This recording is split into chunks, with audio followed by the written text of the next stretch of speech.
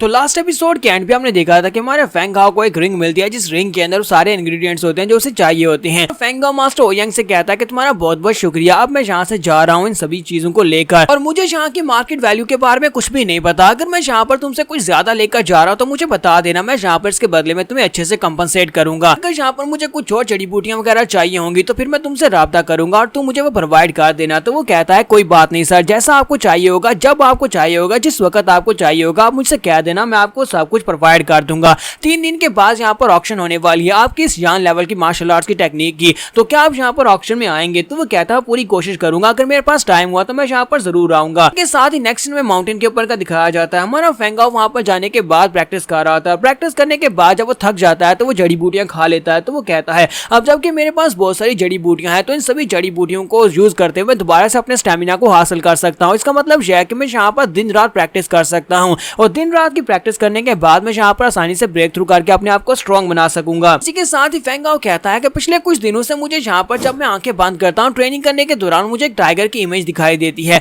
तो मुझे लगता है कि आज यहाँ पर मैं उस टाइगर की इमेज को बाहर निकाल के रहूंगा। तो चलो आज यहाँ पर प्रैक्टिस करते हैं और देखते हैं कि वो टाइगर बाहर निकलता है या नहीं। वो अपनी आंखें बंद करता है, उसकी बॉडी के अंदर से की पावर निकलती है। आंखें बंद करने के बाद वहां पर सामने की तरफ एक स्पेशल टेक्निक के साथ अपने हाथ को झटकता है। जब वो अपने हाथ को सामने की तरफ करता है तो उसकी बॉडी के अंदर से वो एनर्जी जो होती है वो शेप लेना शुरू हो जाती है और उसकी बॉडी के अंदर से एनर्जी व्हाइट टाइगर की शेप में बाहर की तरफ निकलती है। इसी के साथ ही टाइगर सामने की तरफ रोर लगाते हुए बाहर निकलता है। जब वो सामने की तरफ रोर लगाता है इसी के साथ ही वो वहीं पर से डेसिपेट हो जाता है, क्योंकि वो ज्यादा देर तक उस टाइगर को वहां पर बनाकर नहीं रख पाता। तो टाइगर के गायब होने के बाद हमारा फेंग हाओ कहता है कि ये क्या था, ये क्या चीज थी, लेकिन वो अटैक बहुत ज्यादा पावरफुल होता है। उस टाइगर के वहां पर रोर करने की वजह से सामने पत्थर के अंदर एक बड़ा सा सुराख हो जाता है। तो हमारा फेंग हाओ कहता है कि ये तो एक बहुत ही जबरदस्त किस्म की टेक्निक थी, आखिर वो टाइगर क्या था। इसके साथ उसकी मास्टर बाहर निकलती है और उसे कहती है बेवकूफ, तुम्हें इस टाइगर के बारे में नहीं पता, हमने यहाँ पर जाने अनजाने में एक स्पेशल हाई ग्रेड की टेक्निक जिसको टाइगर स्टेप स्क्रॉल कहते हैं उसको मास्टर कर लिया, और जो तुमने यहाँ पर अभी भी जिस टेक्निक को यूज किया था उसको ज़ूरे टाइगर डैश कहते हैं। फेंग हाओ जो बात सुनने के बाद बहुत ज्यादा खुश हो जाता है और अपनी मास्टर लोली से कहता है क्या वाकई में एक हाई ग्रेड की टेक्निक थी? तो क्या यहाँ पर मैं एक हाई ग्रेड की टेक्निक का मास्टर बन चुका हूँ, मैंने एक हाई ग्रेड की टेक्निक मास्टर कर ली।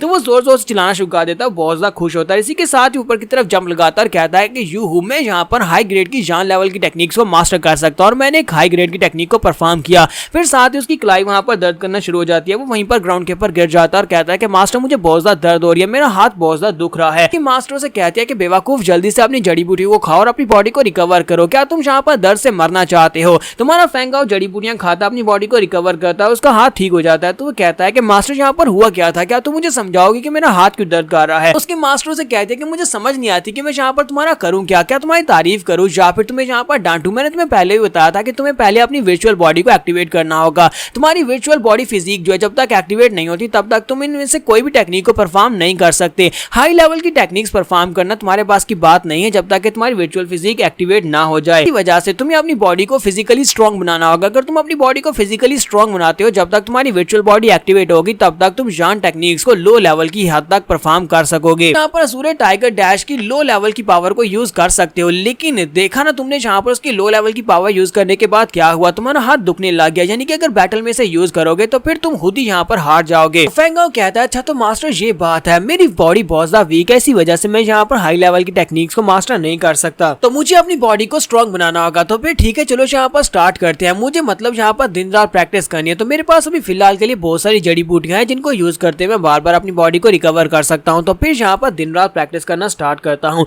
और फिर से वहां पर प्रैक्टिस करना शुरू कर देता है। जबकि मास्टर लोली वहां पर सोच रही होती है कि ये लड़का वाकई में लगता है कि मेरी मदद कर सकता है, तो एक ना एक दिन जब ये स्ट्रॉन्ग हो जाएगा तब इससे मदद ले लूंगी। तो नेक्स्ट सीन 2 दिन के बाद का दिखाया जाता है। 2 दिन के बाद दिखाते हैं कि सभी लोग बातें कर रहे होते हैं, ये फेंग फैमिली के लोग होते हैं, वो लोग आपस में बातें कर रहे होते हैं कि हमारे सिटी में बहुत ही जल्दी ऑक्शन हॉल में एक जान ग्रेड की टेक्निक आने वाली है जो कि हाई लेवल की जान ग्रेड की टेक्निक है। सुना है कि बाकी के सभी सिटीज के लोग जो है वो भी यहाँ पर आ रहे हैं ताकि इसके लिए बिडिंग कर सके। हमारे सिटी की 4 बड़ी फैमिली और इसके अलावा आसपास के सिटीज की बड़ी फैमिलीज भी यहाँ पर आ रही हैं उस जान ग्रेड की हाई लेवल की टेक्निक को खरीदने के लिए। वैसे कहता है कि बताओ क्या तुम्हें लगता है कि फेंग फैमिली के लोग भी इसके लिए बिडिंग करेंगे? फेंग लियू से कहता है कि हाँ मेरे डैड से मेरी बात हुई है, मेरे डैड अब क्योंकि फैमिली के पैट्रियार्च है तो उन्होंने बताया था कि उन लोगों के पास काफी सारे रिसोर्सेज है और वो बड़ी आसानी से इस जान ग्रेड की टेक्निक को हासिल कर लेंगे। एक बार वो हाई लेवल की जान ग्रेड की टेक्निक हमें मिल जाती है तो मैं उसे मास्टर करने के बाद तुम सभी लोगों को फ्री में सिखा दूंगा, तुम्हें खुश होना चाहिए। में से एक डिसाइपल कहता है कि वैसे वो कचरा कहाँ पर है, काफी दिनों से मैंने उसे देखा नहीं है, वो यहाँ पर प्रैक्टिस भी नहीं करता। था।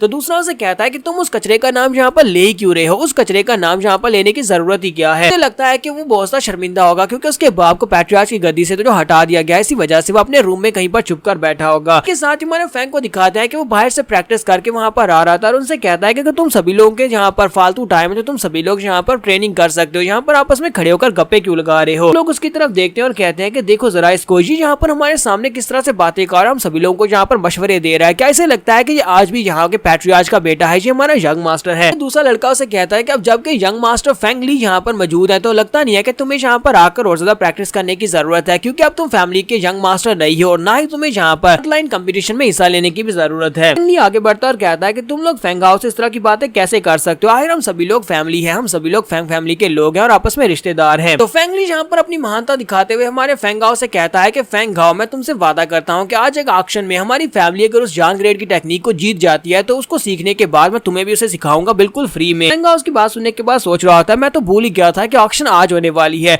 तो लगता है कि मुझे भी वहां पर जाना चाहिए और देखना चाहिए कि उस ऑक्शन में उस टेक्निक को कौन जीतने वाला है। फेंग हाउ कहता है कि मेरे पेट में दर्द हो रही है, मैं वापस अपने रूम में रेस्ट करने के लिए जा रहा हूँ और वहां पर से भाग जाता है। जबकि वो लोग कहते हैं कि हम लोग इस कचरे से बात ही क्यों कर रहे थे, तुम लोगों ने देखा ना ये कचरा बिल्कुल बेकार है, अभी इसके पेट में दर्द शुरू हो गया और ये वापस अपने रूम में जाकर दुबक जाएगा। अब के यहीं पर से नेक्स्ट सीन में ऑक्शन हॉल का दिखाया जाता है। तो ऑक्शन हॉल के बाहर का सीन दिखाते हैं जहाँ पर मास्टर ओजेंग बैठे होते हैं। मास्टर ओजेंग जो होते हैं हमारे फेंग का इंतजार कर रहे होते हैं और जहाँ पर दूसरा रिसेप्शनिस्ट होता है उनसे कहता है कि सर प्लीज अंदर आ जाएं, ऑक्शन खत्म होने वाली है। आइटम को वहाँ पर सभी लोगों के सामने रखने का वक्त आ चुका है, सभी लोग इंतजार कर रहे हैं कि कब यहाँ पर जान ग्रेड की टेक्निक को ऑक्शन किया जाएगा। उसे कहता है कि नहीं, मैं बिल्कुल भी अंदर नहीं आने वाला, मैं उस मास्टर का इंतजार कर रहा हूँ। उस मास्टर ने कहा था कि वो यहाँ पर आएगा और जब तक वो नहीं आएगा तब तक हम लोग ऑक्शन नहीं करेंगे। और वो यहाँ पर नहीं आता तो सभी लोगों को बता दो कि ऑक्शन कैंसिल हो गई, हम लोग यहाँ पर उस जान ग्रेड की टेक्निक को बिल्कुल भी ऑक्शन नहीं करेंगे। इसके साथ ही मास्टर ओजेंग को साइड के ऊपर से आवाज आती है। तो फेंग उसे कहता है कि मास्टर ओजेंग प्लीज माफ करना कि मैंने यहाँ पर तुम्हें इतना ज्यादा इंतजार करवा दिया। तो वो कहता है कि योर एक्सीलेंसी आप टाइम के ऊपर यहाँ पर आए हैं,